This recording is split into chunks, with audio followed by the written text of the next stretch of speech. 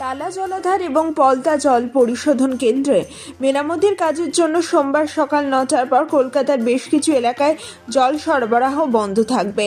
ভাল বদল এবং কিছু জায়গায় পাইপলাইন মেরামত করা হবে, সেই কারণেই জল বন্ধ রাখার সিদ্ধান্ত নেওয়া হয়েছে। আগামীকাল মঙ্গলবার সকাল থেকে ফের স্বাভাবিক হবে পরিষেবা। সোমবার পুরসভার তরফে এক বিজ্ঞপ্তিতে জানানো হয়েছে, সোমবার সকাল 9টা থেকে মঙ্গলবার সকাল 6টা পর্যন্ত 1 নম্বর থেকে 7 নম্বর বড় পর্যন্ত বন্ধ থাকবে পানীয় জল সরবরাহ। বড় 8-এরও বেশ কিছু জায়গাতেও সোমবার সকাল 9টার পর পানীয় জল মিলবে না। মঙ্গলবার সকাল থেকে ফের জল পরিষেবা স্বাভাবিক হয়ে যাবে। জল সরবরাহ বন্ধ থাকবে পাইকপাড়া, টালা, হাতিবাগান, বাজবাজার, শ্যামবাজার, মানিকতলা, ধর্মতলা, পার্ক সার্কাস এবং কসবার কিছু এলাকায়।